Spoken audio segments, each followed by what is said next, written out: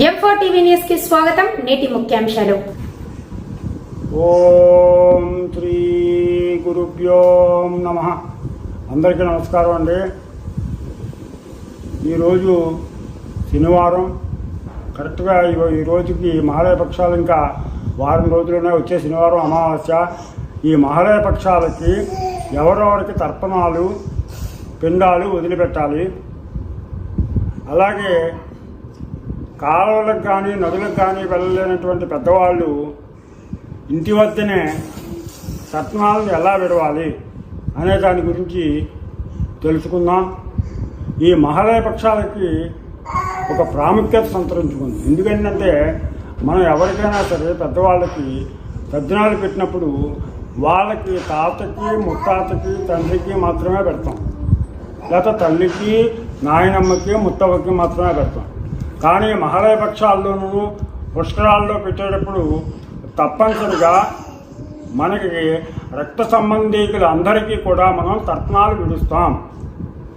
మనం పిండాలు ఇంటి దగ్గర పెట్టేటప్పుడు పిండాలు పెట్టకపోయినా తర్పణాలు మనం ఏ విధంగా విడవాలి అన్న దాని గురించి ఇవాళ మనం తెలుసుకుందాం. అందరికీ కూడా అందుబాటులో ఉండేటట్టుగా ఏ విధంగా చేస్తే అది పెద్దవాళ్ళకి తెలిసే దాని గురించి తెలుసుకుందాం.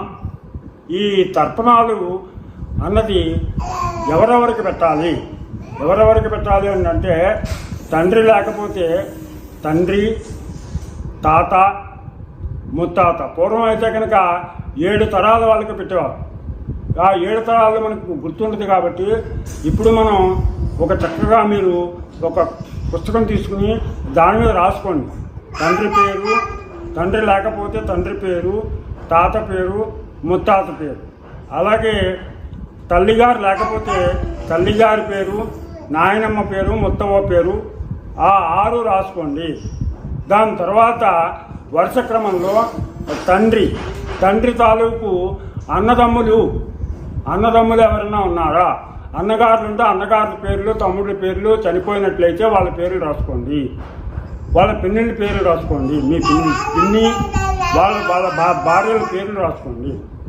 తర్వాత మేనత్తలు ఎవరైనా ఉంటే కనుక ఆ మేనత్తలకు కూడా పెట్టాలి. మేనత్తలకి పేర్లు రాసుకోండి. ఆ మేనత్తల కొడుకులు కూడా ఉంటారు. ఆ మేనత్తల కొడుకుల పేర్లు కూడా రాసుకోండి. అలాగే తల్లి వైపు కూడా మనం తాతగారు అంటే తల్లి తండ్రి, ఆయన పేరు, అమ్మమ్మ పేరు రాసుకోండి. తర్వాత మేనమామలు ఉంటారు. మేనమామ పిల్లలు ఉంటారు. ఆ పిల్లలు వాళ్ళ పేర్లన్నీ కూడా వరుస క్రమంలో వాళ్ళ పేర్లన్నీ ఒక పుస్తకం మీద రాసుకోండి. రాసుకుంటే కనుక మనకు గుర్తుంటుంది. ఇలా రాసుకున్న తర్వాత ఇవన్నీ ఆ తర్వాత మన ముఖ్యమైనటువంటి స్నేహితులు ఎవరైనా ఉన్నట్లయితే చనిపోయిన వాళ్ళ పేర్లు కూడా రాసుకోండి. అలాగే మనకి విద్య నేర్పిన, చదువు నేర్పిన గురువులు ఉన్నట్లయితే కనుక గురువుల పేర్లు రాసుకోండి. ముందు మీ ఇంటి పేరు ఉన్నటువంటి వాళ్ళు, తర్వాత మీ అమ్మగారు తరఫున ఉన్నటువంటి వాళ్ళందరూ మేనమామలు, తల్లిగారు లేకపోతే తల్లిగారు, తాతగారు, తర్వాత స్నేహితులు, గురువులు, వీళ్ళ పేర్లన్నీ వరుసగా రాసిపెట్టుకుని ఉంచుకోండి. ఈ వరుస క్రమంలో వీళ్ళందరికీ కూడా మనం తప్పనిసరిగా తర్పణాలు విడవచ్చు. అలాగే నది ఒడ్డున కనుక చేసినట్లయితే కనుక వాళ్ళ పేరు చెప్పే పిండాలు కూడా మనకు పెట్టి ఆ నదిలో కానీ కాలంలో కానీ కలపవచ్చు. ఇలాగ ముందు ఒక పేర్లు వరుస ప్రకారం వీటిని రక్తస్పర్శ ఎవరికైతే మనకి బ్లడ్ రిలేషన్ ఉందో వాళ్ళ పేర్లన్నీ కూడా వరుసగా రాసుకుని వాళ్ళందరికీ కూడా మనం తర్పణాలు తప్పనిసరిగా ఈ మహాలయ పక్షాల్లో విడవాలి. మహాలయ పక్షాలకు అందుకని అంత ప్రాముఖ్యత సంతరించుకుంది. ఉచిత దినాల టైంలో అయితే కనుక ఎవరికైతే పెడుతున్నామో వాళ్ళకే చెందుతుంది. ఈ మహాలయ పక్షాల్లో కానీ లేదంటే పుష్కరాలు వస్తాయి. ఏడాదికి ఒక్కొక్క నదికి పుష్కరాలు వస్తాయి.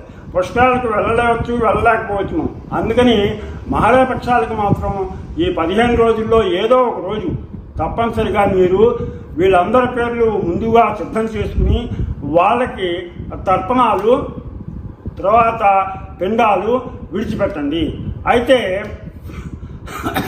కొంతమంది పెద్దవాళ్ళు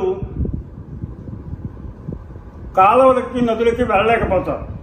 అలాగే పెద్ద పెద్ద పట్టణాల్లో ఉన్న వాళ్ళకి కాలువలు తర్వాత ఈ నదులు అందుబాటులో ఉండవు, వాళ్ళకి దూర ప్రాంతం వెళ్ళి కట్టాలి, అందుకని ఏమాడతామని చెప్పేసి పెట్టలేకపోతారు. అటువంటి వాళ్ళు చక్కగా ఏం చేస్తారనంటే వాళ్ళు ఇంటి వద్దనే కట్టచ్చు. ఎలాగంటే ఇంటి దగ్గర చక్కగా ఏ రోజైతే పెట్టాలనుకుంటున్నామో ఆ రోజుని చక్కగా తలస్నానం చేయండి. తలస్నానం చేయమంటే తలకి షాంపూ కానీ కుంకుడుగా కానీ ఇలాంటివి కట్టకూడదు.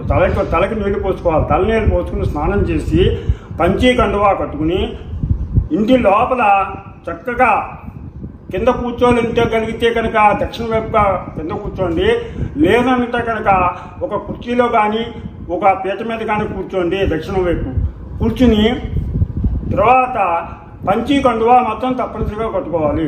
కట్టుకున్న తర్వాత కూర్చున్న తర్వాత ఒక పాత్ర నిండా నీళ్లు అక్కడ పెట్టుకోండి. అలాగే ఒక ఖాళీ పాత్రను అక్కడ పెట్టుకోండి. పెట్టుకున్న తర్వాత అక్కడ కూర్చుని ముందు సంకల్పం చెప్పుకోండి. సంకల్పం చెప్పుకున్న తర్వాత ఆచమనం చేయండి. ఆచమనం చేసిన తర్వాత మీ గోత్రీకుల పేర్లు చెప్పుకోవాలి. చతుస్సాగర పర్యంతం గోబ్రాహ్మణేభ్యం శుభం భవతు అని మీ గోత్రం పేరు చెప్పుకోండి. సపోజ్ భారద్వాజ గోత్రం అనుకోండి, భారద్వాజ గోత్రోద్భవస్య అని గోత్రం పేరు చెప్పుకోండి. దానిలో ఋషులు ఉంటారు, త్రయాఋషులు కానీ ఒక ఋషి ఉండొచ్చు, కొంతమందికి వాళ్ళ గోత్రాన్ని బట్టి ఉంటారు. ఒక ఋషి కానీ, ముగ్గురు కానీ, 5గురు కానీ, 7గురు కానీ ఉంటారు. అందుకని ఆ ఋషుల పేర్లు చెప్పాలి. భారద్వాజ గోత్రోద్భవస్య ఆంగీరస భారద్వాజ బారోహస్య త్రయాఋషులు భారద్వాజ గోత్రం వాళ్ళకి. ఈ ముగ్గురు ఋషుల పేర్లు చెప్పండి. ఆపస్తంభ సూత్రం పేరు కృష్ణ యజుర్వేద శాఖాధ్యాయి. ఏ యజుర్వేదం అయితే పూర్వీకులు వాళ్ళు ఆ వంశస్థులు ఆ యజుర్వేదం అందరూ సాధారణంగా కృష్ణ యజుర్వేదమే అవుతుంది. కృష్ణ యజుర్వేద శాఖాధ్యాయి అని చెప్పేసి మీ పేరు చెప్పుకోండి. భారద్వాజ గోత్రస్య అని మీ పేరు చెప్పుకుని అహంబో అభివాదయే అని చెప్పేసి చక్కగా ఒక నమస్కారం చేసుకోండి. చేసుకున్న తర్వాత చక్కగా దోశల నిండా నీళ్ళు తీసుకోండి. నీళ్లు తీసుకున్న తర్వాత ముత్తాత గారి పేరు చెప్పండి. పేరు చెప్పి ఆ నీళ్ళని ఆ ఖాళీ పాత్రలో వదలండి. ఆ తర్వాత తాతగారి పేరుతోటి మళ్ళీ దోశల నిండా నీళ్ళు తీసుకుని దాంట్లో వదలండి. తర్వాత తండ్రి లేకపోతే కనుక తండ్రి తల్లి పేర్లు చెప్పి దాంట్లో వదలండి. మీరు ఎవరికైతే కనుక లిస్టు ప్రకారం వరుస ప్రకారం రాసుకున్నారో ఆ వరుస ప్రకారం రాసినటువంటి ప్రకారం పేర్లు చదువుతూ దోశల నిండా నీళ్ళు తీసుకుని ఆ నీళ్ళని ఆ ఖాళీ పాత్రలో పోయండి.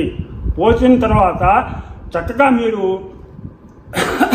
దక్షిణం వైపుకి తిరిగి కూర్చున్నారు కాబట్టి ధర్మం పెట్టుకోండి. పితృదేవతలు దక్షిణ వైపున ఉంటారు, నమస్తాం. అందుకని ఏంటంటే దక్షిణ వైపుకి తిరిగి నమస్కారం పెట్టుకుని ఆ ఖాళీ పాత్రలో ఉన్నటువంటి నీటిని తీసుకెళ్ళి ఎవరూ తొక్కకుండా చక్కగా పూల మొక్కల్లో కానీ లేకపోతే మామూలు తొక్కనటువంటి ప్రదేశంలో ఆ నీటిని పోయండి. ఆ తర్వాత ఆ రోజు మీరు పెసరపప్పుతోటి అన్నాన్ని వండించి ఆ దాంట్లో ఒక ముద్ద తీసుకుని ఆ ముద్దని కాకికి పెట్టండి. తర్వాత భోజనం చేయండి. భోజనం చేసిన తర్వాత సాయంత్రం భోజనం చేయకుండా పలహారం తీసుకోండి. దీంతో మనం ఎక్కువ ఖర్చు లేకుండా శ్రమ లేకుండా మనం వాళ్ళకి తర్పణాలను పెడవచ్చు. ఇంటి దగ్గర పెడుతున్నాం కాబట్టి మనకి ఈ పిండాలు పెట్టడం సాధ్యం కాదు మనకి, కాబట్టి తర్పణం ఇస్తే సరిపోతుంది. అందుకని తప్పనిసరిగా చేతితో నీళ్ళు తీసుకుని వాళ్ళ పేరు చెప్పి ఆ ఖాళీ పాత్రలో పోసి ఆ నీటిని మళ్ళా చక్కగా తీసుకెళ్ళి ఎవరో తొక్కనటువంటి ప్రదేశంలో వాటిని పోయండి. ఈ కాస్త పిడచను మాత్రం తప్పనిసరిగా ఇంత అన్నం పెసరపప్పుతో వండినటువంటి నెయ్యేసి ఆ నేతితో కలిపినటువంటి పిడచని కాకికి పెట్టండి. దాని తర్వాత మీరేం చేస్తారంటే ఒక బ్రాహ్మడి దగ్గరికి వెళ్ళి ఆ బ్రాహ్మడికి స్వయం పాకాన్ని దక్షిణని సమర్పించాలి.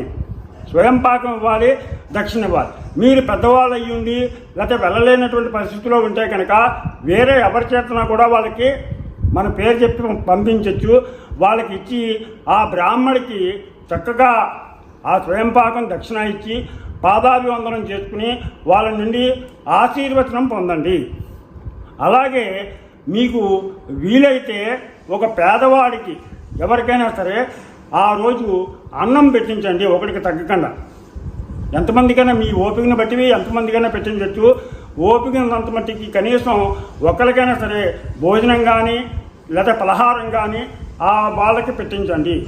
తర్వాత సాయంత్రం టైంలో మీరు గోవు ఎక్కడైతే ఉందో ఆ గోశాలకు వెళ్ళి కొద్దిగా గోవు చేత గ్రాసాన్ని గోవుకు తినిపించి గోవు చుట్టూరా ఒకసారి 3 సార్లు ప్రదక్షిణం చేయండి. ప్రదక్షిణం చేసి ఆ గోవుకి దండం పెట్టుకుని ఆ గోవు యజమానికి ఎంతో కొంత దక్షిణ ఇచ్చి ఇంటికి వచ్చి రాత్రి భోజనం చేయకుండా పలహారం చేయండి. ఒకవేళ గోవు దగ్గరికి గోశాలకి వెళ్ళలేనటువంటి పరిస్థితి ఉంటే కనుక మీరు గోశాలకి ఎవరి చేతనా సరే మీరు ఆ గోవుకి పంపించినట్లయితే కనుక ఇటు పితృదేవతలకు చేసినట్టు అవుతుంది, అటు గోవుకు చేసింది దేవతలకు చేసినట్టు అవుతుంది. ఈ పితృపక్షాల్లో ఈ మహాలయ పక్షాల్లో తప్పనిసరిగా మనం ఏడాదికి ఒక్కసారి చేసినట్లయితే కనుక మొత్తం సంవత్సరం అంతా కూడా సరిపోతుంది. కాబట్టి మనకు అందుకనే ఈ పితృపక్షాలు పెట్టారు.